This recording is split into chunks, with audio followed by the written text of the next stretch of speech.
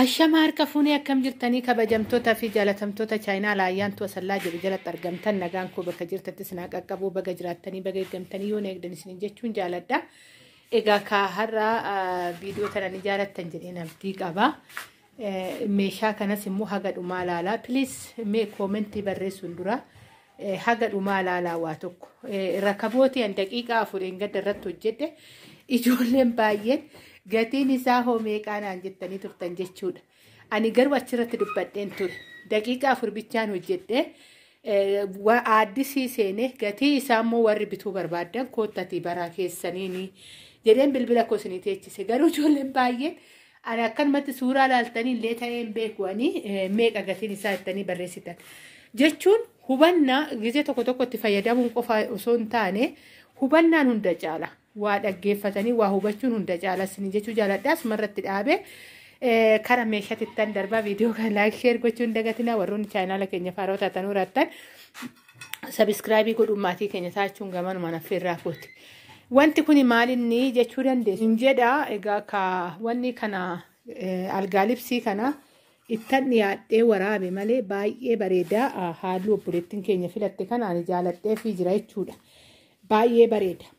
Akkasumas yeroo darbe algaa libsii wayii obboleettiin keenya hojisisisee magaalaa Asallaa galeerratti keessa isaa sin agarree warri jettan jirtu keessa isaan agarree akkasii maaloo jettanii meeshaalee wajjin waraabee jirtu.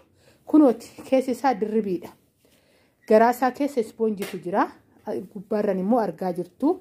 Kuni carqii roormaanidha malee carqii zim jedheeti miti. Kan asirratti ta'ee wanni ta'eetu jiru hojjetame kun jechuudha. Egaa baay'ee bareeda. Filannoo diizaayinii halluu obboleettii keenyatu iyyuu filatee jechuudha. Dooqaa fi maal jedhama diimas hin jedhamu saambaa kanarraa afaan oromootiin maal jedhama iyyuu isa kana obboleettii keenyatu filate. Kan abbaa tokkooti algaa libsii lamaadha jechuudha. Kan ishiin hojjisiifatte algaa libsii lamaaf akkasuma immoo tiraasii isaa kan algaa libsii tokko tiraasii lamaa fi beebii tiraasii tokkodha jechuudha kan qabu. Hunda isaatu isinitti argisiisa. Tiraasis dirribinnati isaa egaa kaameeraa ofii kiyyaafaa waraabee dhiifama sirritti mul'achuu dhabuu danda'a. Egaa akka ani waraabu kanaa miti bareedinni isaa dhugaa baay'ee tokko bareeda.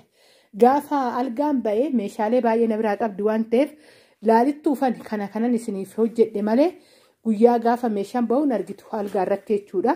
Algaas na biraa qabdi meeshaas na biraa qabdi waan ta'eef obboleettiin kun dirribiidha.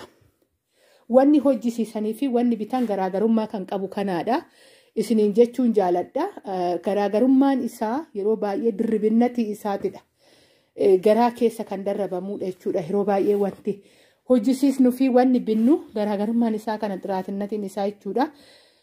Dhugaa harki ishiitti isaa eebbifamu nama jabduudha. Namni ogummaa kana hojjechaa jiru. Isiniin jechuun jaaladha.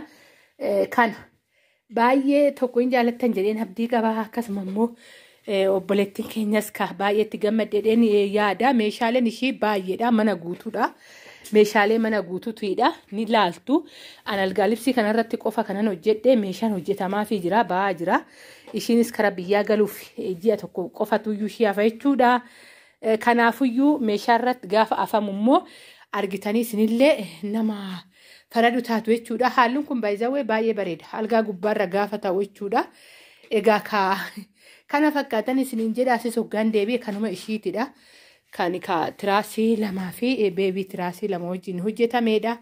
Isiniin jechuun jaaladha. Kunuuti halluu kanas feetanii kan yeroo darbe obboleettii keenya tokkoof hojjisiise tokkos feetanii kan barbaadaniin hojjisiifachuu dandeessu. Isiniin jechuun jaaladha. Warroonni hojjisiisuu barbaadanii isiniin jedha. Egaa anuu jaaladhee jira.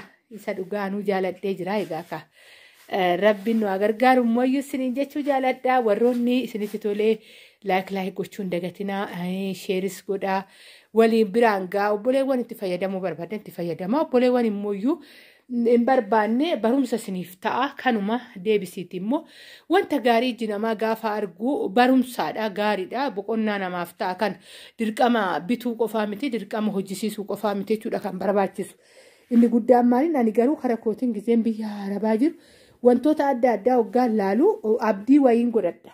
Dhugaa keessattuyyuu wantoota akka hojii harkaa wantoota adda addaa meeshaa mana keessaa namni galfatee yoo bareeche ani garuu yeroo sanitti galfachuudhaaf kan yaadu miti ganaa waa baay'ee naafa garuu abdiin qabaa ture wantoota haarawaa argitan laala hojjisisuu qofa hojjetachuu qofa mana ofiitti galfachuu qofa osoo hin ta'in abdiin bareeda isiniin jechuun jaaladha.